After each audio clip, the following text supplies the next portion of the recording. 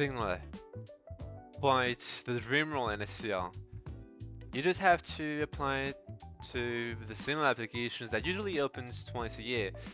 And for instance, we had the July 2023 one, the December 2023 one,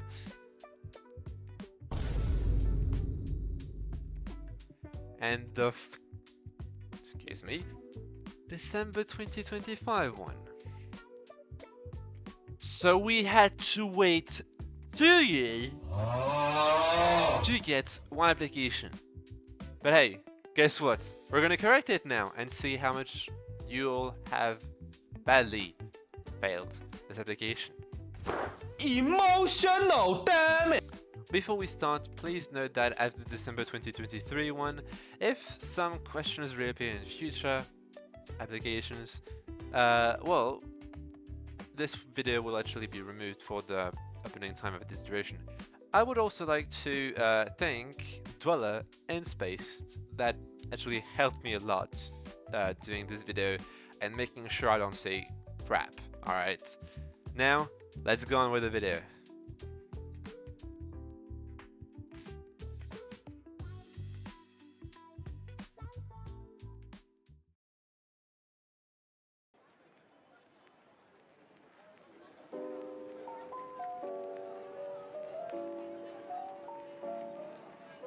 Let's now go on, everyone, shall we? And we're going to start with one of the theory questions.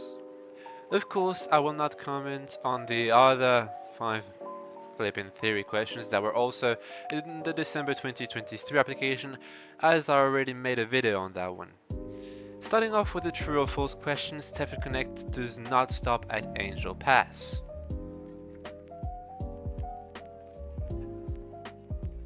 Yeah, we're just gonna skip that one. First of all, it was so easy, so we're gonna read a billion apps, my god.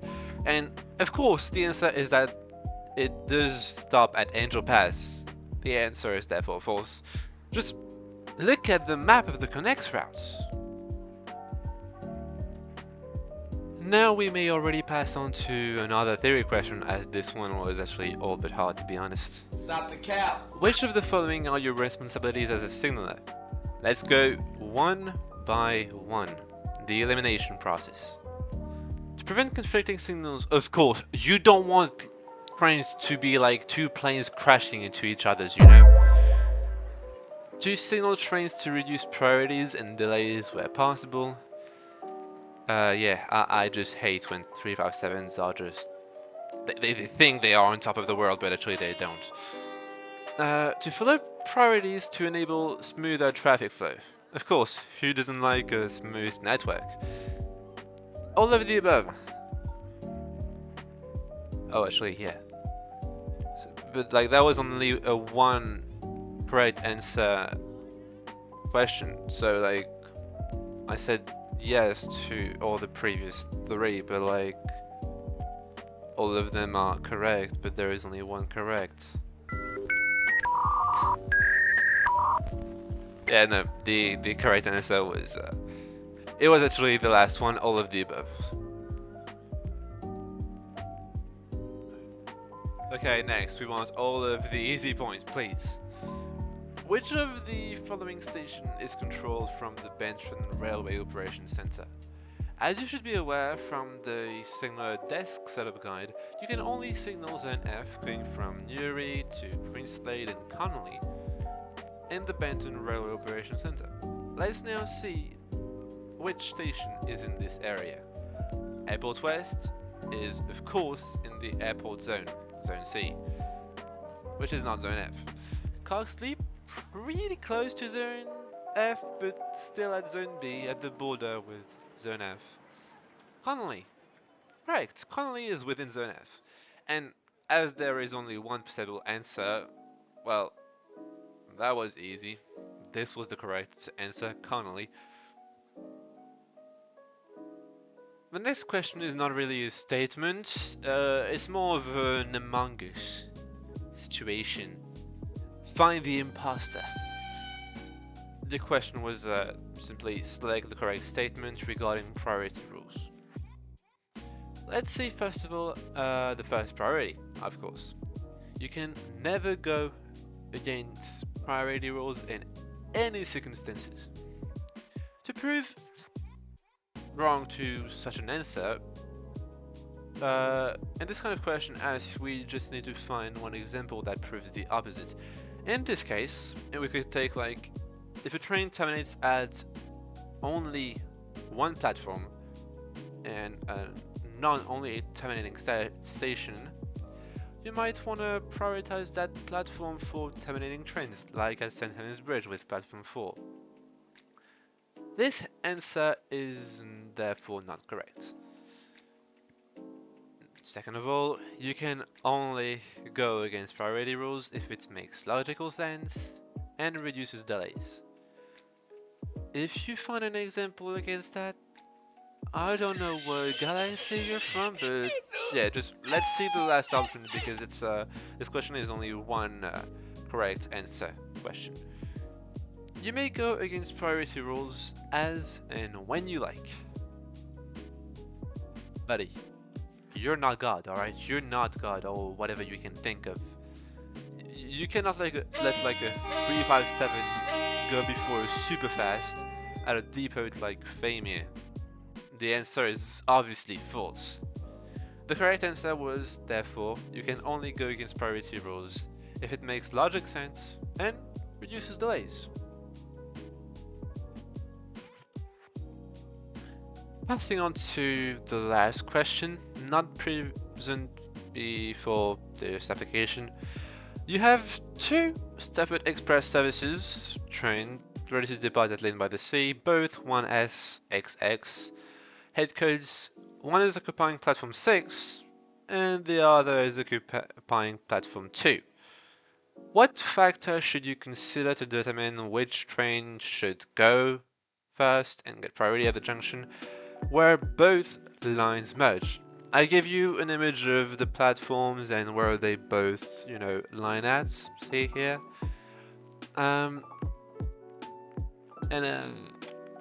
Like, why would you put a scenario in a theory section? Like, okay, oh well, it's Christmas, let's just say it's a gift, but an evil gift, right? No! God, please, no! Even though the whole context in question can seem heavy, the answer is actually very simple if you just think about it.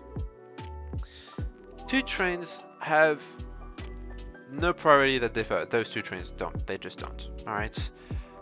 They are both express services, since they are on platform 2 and platform 6. They both have the set head code 1, and yeah, nothing separates them with lateness. Nothing is stated about that. So of course, the head code and platform possibilities go straight out the window. But we're still left with the arrival time and the next station. But if you think about it, why would the arrival time matter? Because when they turn around, it kind of resets back to 3 minutes if they're late. And since Lynn is only a terminating station, well, yeah, there is no point in having that as a correct answer. However, something that makes more sense actually is the next station. Click the head code to see, well, which train stops first. If we have a West Coast Express and a Benton to Lynn, slow one, well, obviously, the West Coast Express should go first. Therefore, the correct answer is the next station. Click the head code to see which train stops first.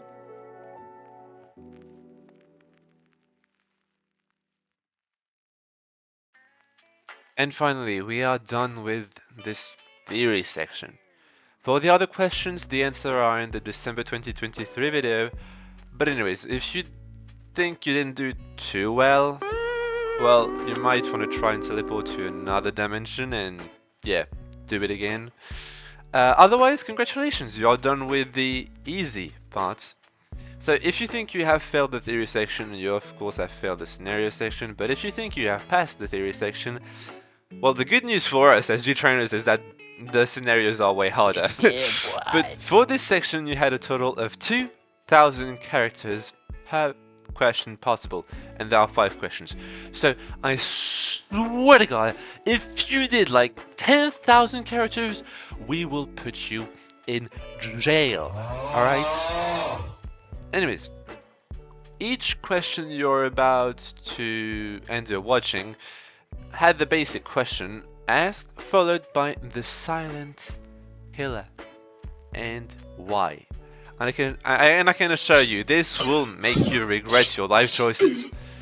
Let's now pass on to the scenario section.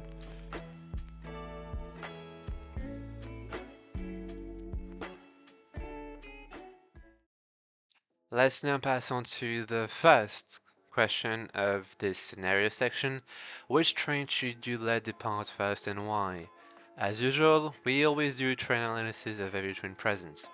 9P13, an landing shuttle from Terminal 2 to Stafford Airport Parkway. They are ready to depart at Stafford Airport Central and they are on platform 5. 1S31, it cannot be a connect service because there is no connect route from Stafford Airport Terminal 2 to Stafford Central. However, it can be an landing service to Stafford Central and it is waiting at Stafford Airport Central platform 6 and also is ready to start. 9P12, an landing shuttle again from Terminal 2 to Stafford Airport Parkway. They just left Stafford Airport Central and are about to terminate at Stafford Airport Parkway platform 4. All of these trains are on time. If you follow the priority rules, you would let 9P13 depart before 1S31 due to an obvious headcode priority. However, what happens if you do this? Well, 9P13 would be stuck behind 9P12 at Stafford Airport Parkway as they can only terminate onto platform 4 again. Therefore, we need to clear 1S31 first as they can go onto Stafford Airport Parkway platform 5. The correct answer is that you need to clear 1S31 first to reduce delays, followed by 9P13.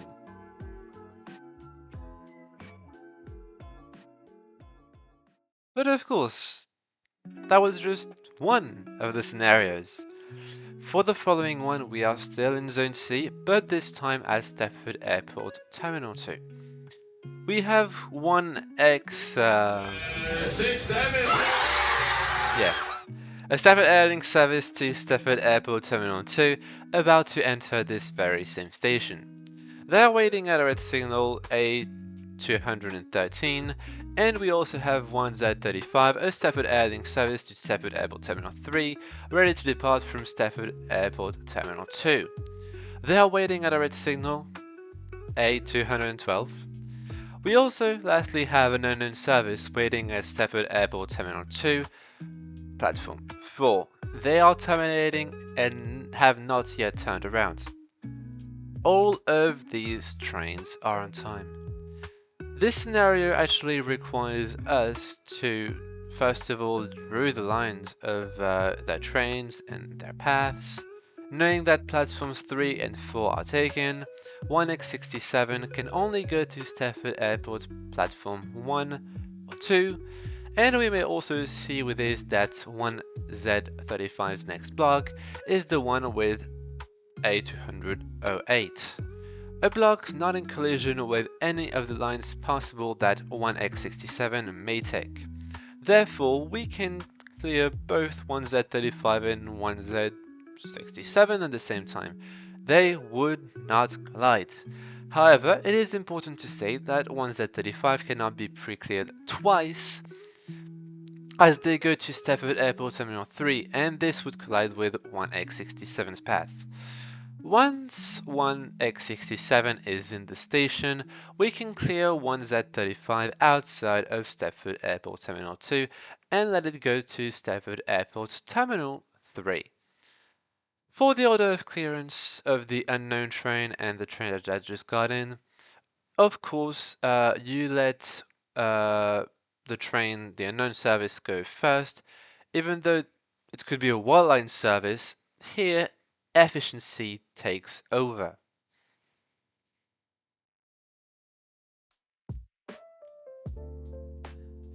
Passing on now to the hardest of scenarios to deal with, question 13 with only 2 trains at Stafford Central.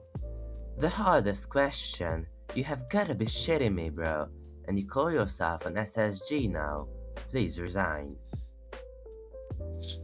I'm just not gonna comment on that because, Danny, see, here the issue is that we're dealing with both a signaling and a moderative question. Because here a dispatcher is in error actually. We have a train that it already is cleared, 1M12 with a headcode priority, not being dispatched by an online dispatcher at Stafford Central's connect terminating platforms. The dispatcher pressed 2 RTS for the other train, 2M45, I know, with a higher latency status than 1M12. Here we might be fooled to think that we should put 1M12 signal to red as it is not ready to depart, and 2A45 actually is ready to depart. However, with an online dispatcher, 1M12 is most likely actually to have TRTS, because you also need to warn, first of all, the dispatcher that they're doing their job incorrectly, and the dispatcher would have to enable TRTS. Here we're trying to focus on these 2 trains while trying not to do any offenses, and putting 1M12 signals to red to clear 2 A45s would actually result in, first of all, an adverse change signal and a priority error. However, this dispatcher is doing their job incorrectly.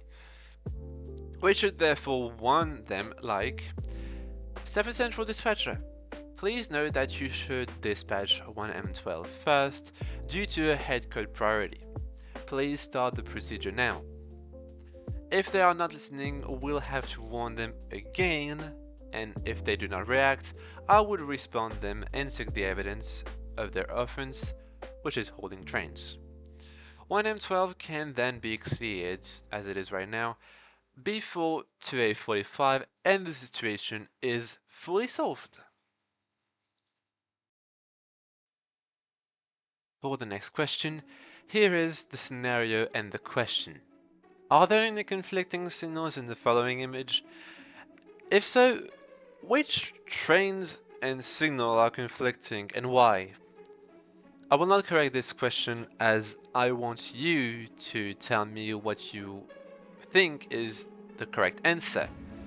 Tell me in my DMs and I will give you the correction. Wishing you obviously best of luck.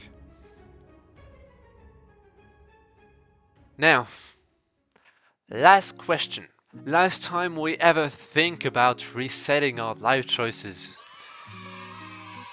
In the image below, which train should you be prioritizing and why?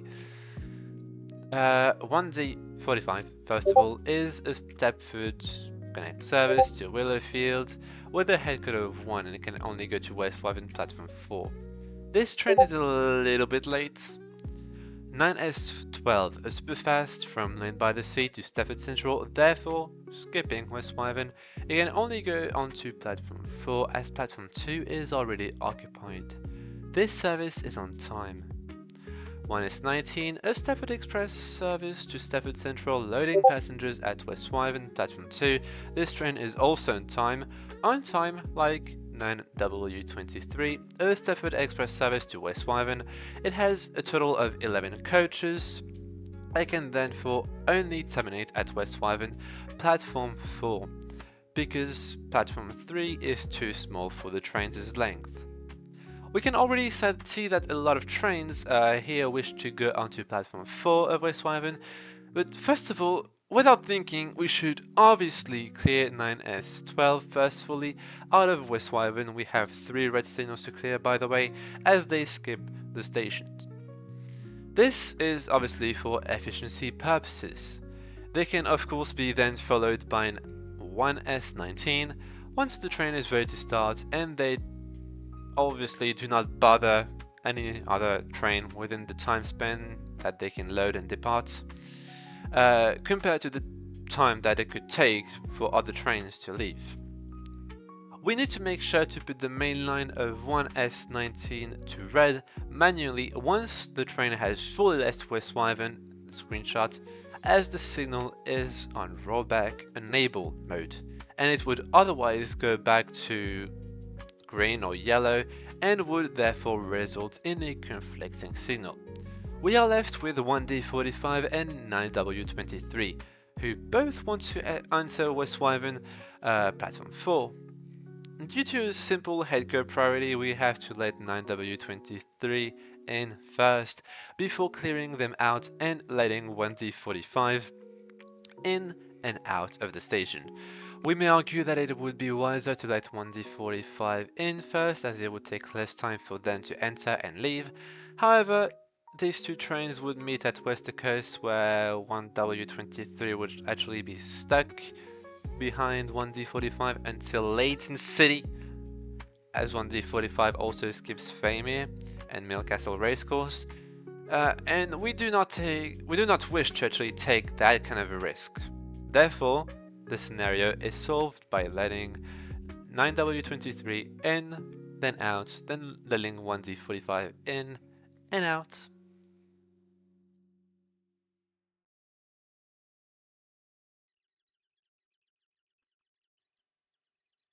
And we're finally done with this application. And it has been a while since we had one, and it feels quite refreshing actually recorrecting one, to be honest. Hopefully you guys understood our thought process, and hopefully you had quite a similar one. But don't worry, as long as you guys just justify your answers, you will have most of the points. Thank you again to Dweller in Space for verifying all the crap I said, and Danny for being Danny, I guess. Anyways, the whole SG department wishes you the best of luck in your journey to become a signaler. If you have any question, feel free to drop us a DM or make a ticket. But just so you know, we will always be professional in tickets, so do as you prefer. Just stay a bit more to admire my wonderful recording fails, and then you may go in peace. Thank you, everyone.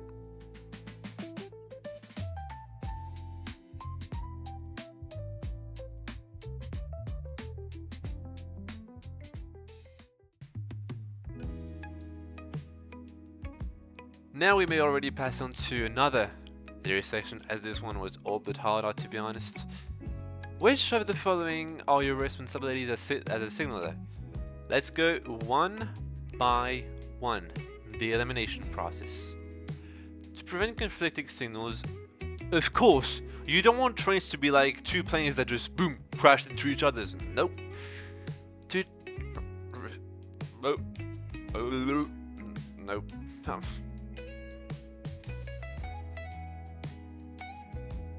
I'm stupid.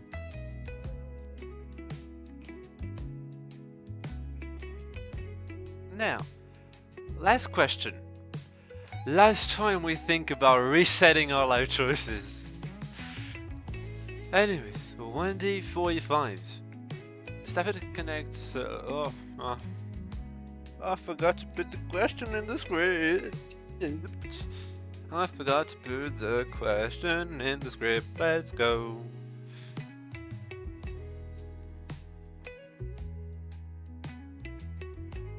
But of course, that was just one of the scenarios. For the following one, we are still in Zone C, but this time at Stafford Airport Central Terminal 2. Stafford Airport Central Terminal 2, a new station! Alright, okay, next, we want all of the easy points, please. Which of the following stations is controlled from the Benton Rock? As you should be aware from the signaler desk setup guide, you can only signal Zone F from Newry to Greenslade and Connolly in the Benton Railway Operations Center, to be exact. Let's now see which stations